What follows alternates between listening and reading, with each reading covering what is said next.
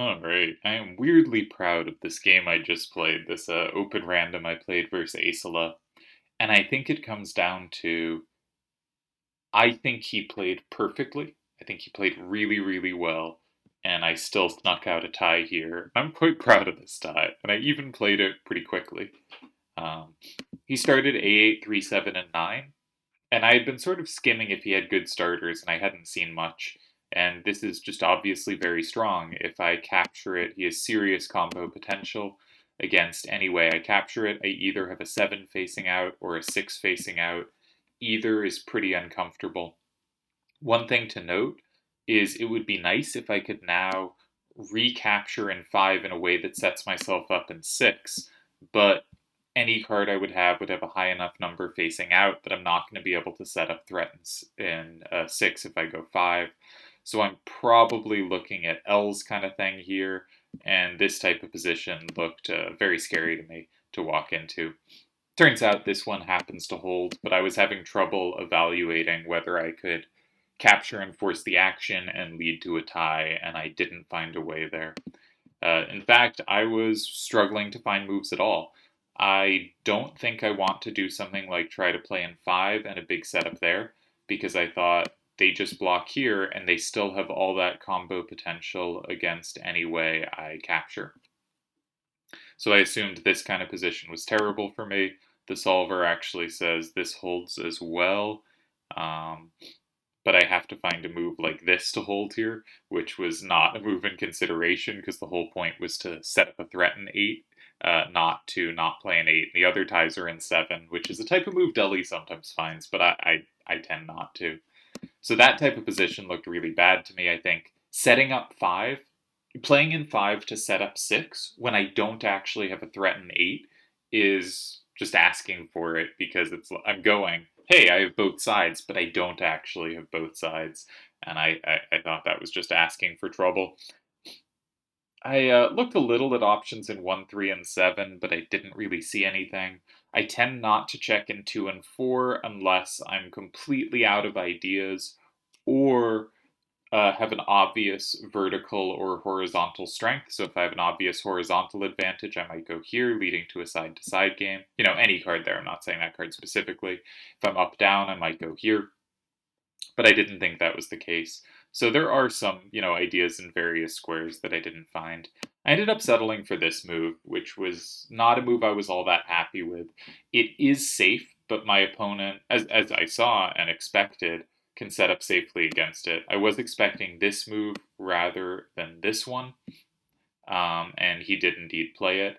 In general, the 7 facing up is actually harder for me to deal with than the 9 facing up that Nanaki controls really well. You can imagine lines where stuff like this happens. And he sets up a really powerful capture in 5. Now, I sort of had two intents from this position, because I did expect this move. I thought I should either be looking to block 5, or I should be playing in 7. Because I did notice that either one of these cards coming out of his hand, and again, I think he made the right move. I think Aicila played a perfect game here, and I played an ugly game. And the reason I'm proud of it is that my ugly game was capable of holding a tie here, right? It's not because I think I outplayed him or anything like that in this instance. I think he played great. But I noticed for him to block 8, and to block 8 setting up 5, he had to use a card with significant down power. And I thought I might be able to run him out of power. And so one idea here was to go in 7, saying, you have captures, but you're going to run out of power. And my other idea was to put something in 5. I was mostly thinking about Zell because it has the capture. But I couldn't really get this to work, right? I run out of down power here, and I thought this was probably losing.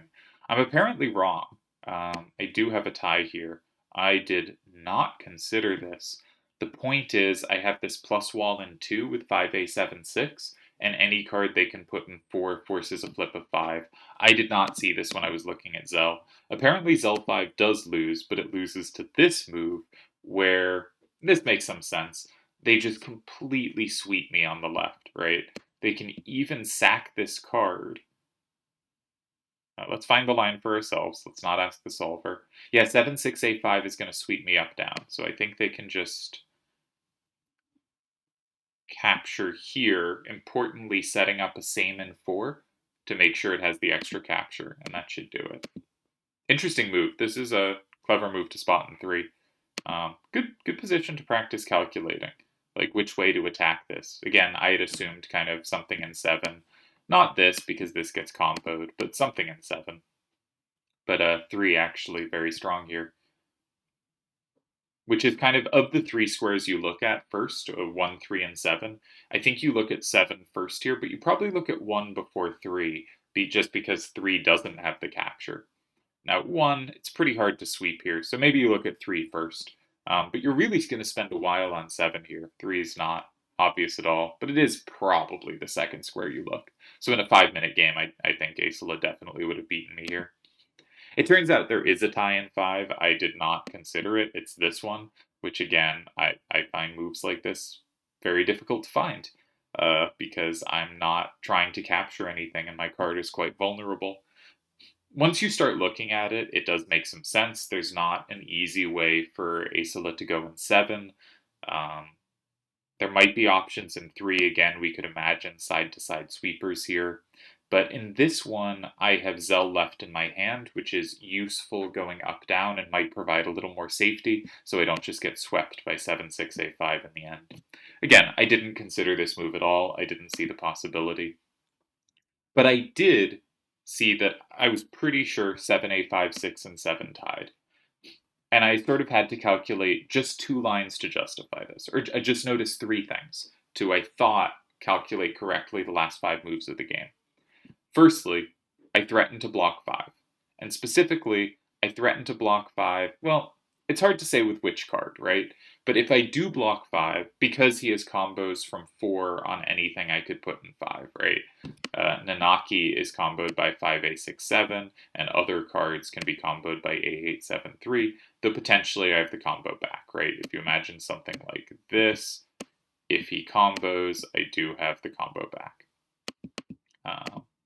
So I would assume something in 5 is the tie here. How many ties do I have here? Yeah, so this ties. Zell does not tie because they go here first and they sweep me up, down. They have, yeah. Okay, sure. I missed they had the plus here as well in 2. Anyway, point is some kind of blocking of 5 is a real threat here. So firstly, I thought he has an incentive to want to block 5 himself. He only has 2 captures, 2 ways to capture, or 2 squares he can capture from. If he goes here, what did I assume here? I think I thought he was out of down and that Zell 2 should tie, which it does. Or Zell 5, sorry. Apparently this and 5 also ties, but I would have definitely played Zell and kept my side-to-side sweepers and taken the safety. And then the other question is if they go in 5, they can, of course, take this way, but that's not very appealing. And it, in fact, loses. Let's see if we can find why. I didn't expect this move, right? I'm expecting them to do something that takes the cards in both squares, or in 8 over the card in 3. But this move's pretty fun, right? How do they stop me comboing them horribly at the end? I don't think they do. They do. I didn't actually count it out. Okay, fair enough. That's not the move. That means we have to calculate and not just go, maybe it's this one. And everyone loves going, maybe it's this one, and not having to think further. Another interesting-ish option is Nanaki in 1, but I don't think that works any better. Because Kara in 3 at the end combos back Zell in 2. No, let's just have it tell me. Tell me the move. It's just going 4. Yeah, I mean, that's the more logical square to play. I should have considered this. We have significant combo play if they touch it. And if they go on the other side of the board, they just don't have sufficient sweepers. Yeah. Okay. Should have spent the effort to find that, but, we can't all be sharp. But I didn't consider that in the game. I mainly just looked at what if they go here. And my first instinct here was to go Zell in 4. This was what I wanted to play here. But I noticed if they take it, I can't play Nanaki in 2, they have the plus, and sadly 5a7-6 in 2 doesn't get the capture.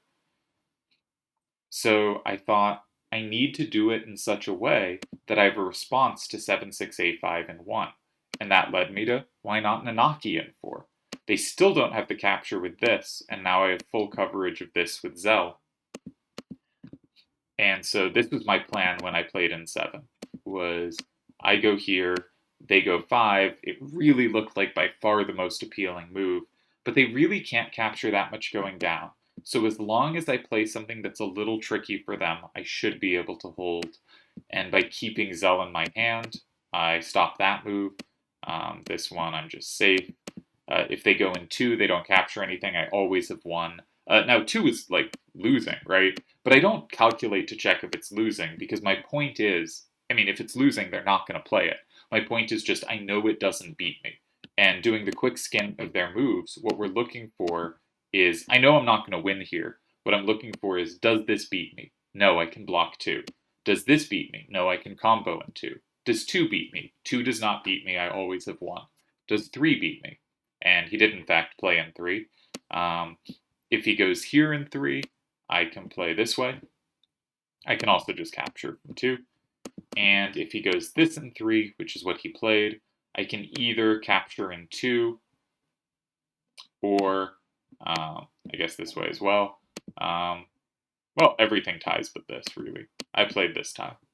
But I think the same would have been more elegant, now that we're looking at it. Anyway, I liked how I played this game because I took a position that was like fundamentally bad for me. He's going to be able to lock in more cards, right? If you look at this position, which I was aiming for when I played in 7, he has locked in 6, 9, and 8, and I'm going to lock in 7, maybe 5. Right, the position's obviously tricky for me. We're going to fill up the middle and bottom rows, and he's going to have more cards locked in, and he's going to have last turn, and 5a6-7 can be a tricky card to dodge at the end, right? We saw in this line, that card covers all that it needs to. So I liked that what I did was I found a line that forced action, right? It said, okay, if I go here, I really think he has to go 5. And if I can find a tie against 5, that means my move in 7 holds, right? It is entirely possible. Like, I think the solver says this ties, right? Let's make sure that's the case. Yeah, this move ties. But there are so many things he might do to me here, right? And if we compare this to like various other moves in 2, there's so many things to calculate. I'm never going to find one of these moves over all the others unless I see some really specific concept with it, which I definitely did not see during the game. Now you can see this one sets up a whole bunch of like kind of plus wall potentials. I have 1, I have a plus in 5, I have a plus in 3. There's reasons this move might pop to you, but if it doesn't pop to you, then looking at moves like it is going to be so time expensive to figure stuff out that even if it works, it's so hard to differentiate from other similar moves. It's going to take so much time to justify. There's so many responses. So when I noticed that this move basically had one critical response, then it became a much simpler equation, right? I just have to find a tie here. If I find a tie here, I'm good. I'm going to survive this game. If I don't find a tie here, I can move on, but this just gives me one 4-move position to calculate instead of something like this, which gives me so many 4-move positions to calculate to hope for that tie. And again, I did a brief scan of moves in 5. I did not find this move, which does tie. But again, there's going to be a whole bunch of options for them here. So what I liked about my calculation this game was I found something that had some reason to be appealing, right? I think they're going to run out of some kind of down power here. I think that's where I want to direct the game. I can make it tricky. I can force them to put a card in 5 that has a 10 facing up that I can at least lock that in. I see some benefit to the move, and the calculation is very direct. So in a 5-minute game, I'm going to be able to calculate this and have some time left over for other things, which is just not the case with moves in weirder squares. Again, 3 ties in this position. This one I think is findable. This one, I think, might be played by someone who plays a really combo-intensive style, but I do not believe they would have calculated out everything. They'd be doing it by feel, and I like to be a little more secure. And then I think this was the kind of, right, this is the move chosen by someone that has kind of a good feel for this sort of box and the kind of cues that result. And there's certain players on the site that I think are quite good at this, and I'm not one of them. This is the move found by the really combo happy player, but I think there's a very good chance they try to find some other idea and don't end up on the right one. And I suspect this one's really dangerous. I suspect, you're very narrowly tying in a lot of lines. And the sort of the I want to find this narrow calculation path player finds this tie in 7 because it forces the action. Because A8, 7, 3, and 5 is so obviously so appealing, it becomes the clear critical move, and if we can just find a tie here, we hold.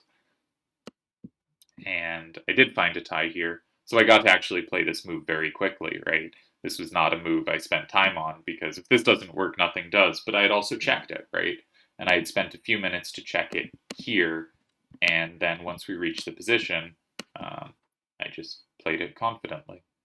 And yeah, I don't know. I feel when you hold games like this, you feel really sharp because again, I love how Aicila played this game, right? Aicila played this game in a fundamentally really powerful fashion. The starter is incredibly dangerous. He threatens to follow up an 8, locking a card in, but also as long as 7 is open, it's just really scary for me to go anywhere near it, and I have a hell of a time trying to set up threats in 4. And even if I do set up threats in 4, I'm often using one of the best cards in my hand, and, like, does it matter? I have so much trouble going to the right. I have one tie here, apparently. And it is this, which I'm not finding in a game. So, like, just as is established from the starter, as his starter shows, I don't want to be going to the right. When I go to the right, I get in lots of trouble. And so I thought this was a really powerful starter. I didn't see it coming. And then this seemed a very strong reply, locking in a card, setting up 5, with really good play in 7 if I go 5 myself. Once I go 7, 5 is extremely logical, and I'm very lucky that the numbers work out such that I hold the tie here. So I thought Aicila played a fantastic game, genuinely a perfect game, and that makes me prouder to hold the defense because I know my opponent played so well and so powerfully.